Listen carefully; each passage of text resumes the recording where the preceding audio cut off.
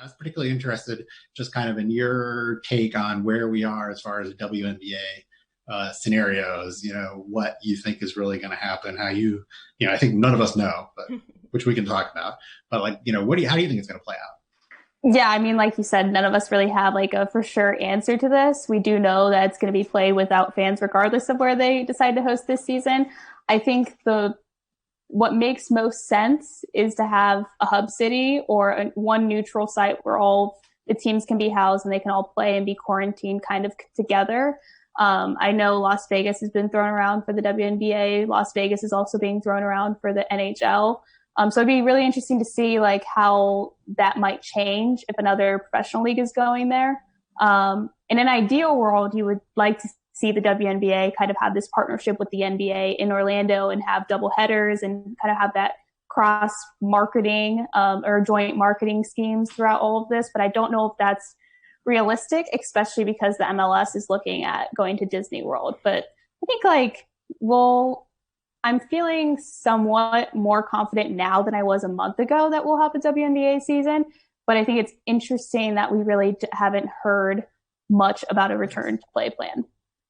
Yeah, I would totally echo that. We haven't really heard much, but I think even in the last day or two, I felt a lot more confident that we're going to get a season. I think today they said that Premier League's coming back in Europe in like the end of June. The NWSL news came out, so it seems like there's more positive news that something is coming back.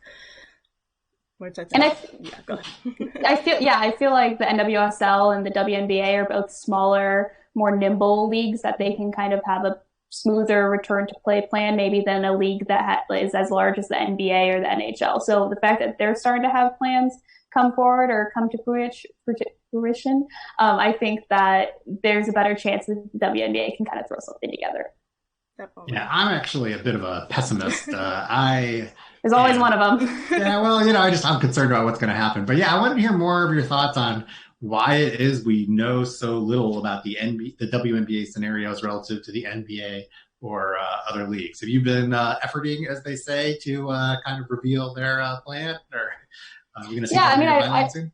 Yeah, I mean, I've been talking to some people about what the plan is, but nothing has been different scenarios have been shared. Like I've talked about some of the different scenarios in some of my stories, but there's nothing enough to like actually report on right now. It just seems like we're still kind of at some grassroots level. They're still trying to figure out what's the best situation for the WNBA and how they can continue to go on. But I think the reason why we're hearing more about, the NBA is talking to, Disney World about being at the ESPN Worldwide of Sports and stuff like that is because of just they have so much more media coverage. They have a Shams Charania and, a Woj bombs and stuff like that. So because they have those insiders already established, they're a little bit more in the know. And I feel like also the NBA is in a different standpoint when it comes to media coverage, and they have a better understand of what the media's job is.